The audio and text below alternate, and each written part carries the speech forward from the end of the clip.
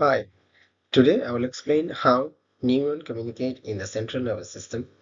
I will also describe both the electrical signals inside the neurons and also the chemical signals between the neurons.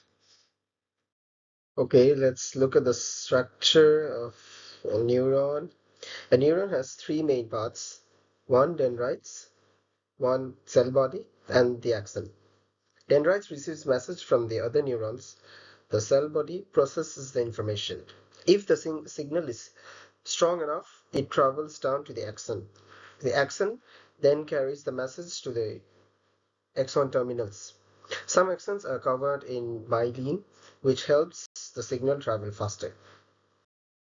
Okay, now let's look at the resting potential and threshold. When a neuron is not sending a signal, it is at a resting potential, which is about minus 70 millivolts.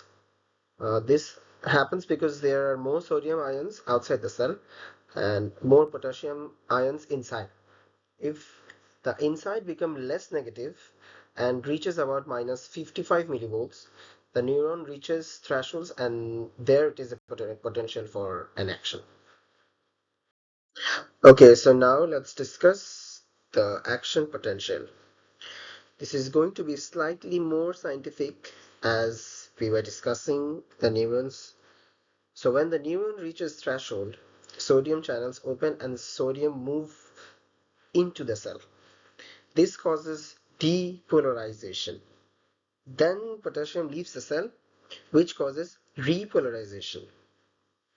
The membrane may be briefly become more negative before returning to normal. The action potential follows the all or none rule, meaning it either happens completely or not at all. On the other hand, synaptic transmission is when the signal reaches the end of the axon, calcium channels open. Calcium enters and causes neurotransmitters to release into the synapse. These chemicals cross the gap and attach to receptors on the next neuron. This can either increase the chance of the next neuron firing, called an excitatory effect, or decrease it, called an inhibitory effect. Okay, so after completing the scientific part, let's look at how it affects us in our daily life. These communication systems allows us to think, feel emotional, move our bodies, learn, and form memories.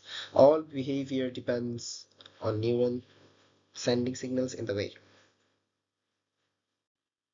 So in conclusion, as I was saying earlier, neuron communicates through electrical signals within the cell and chemical signal between the cells.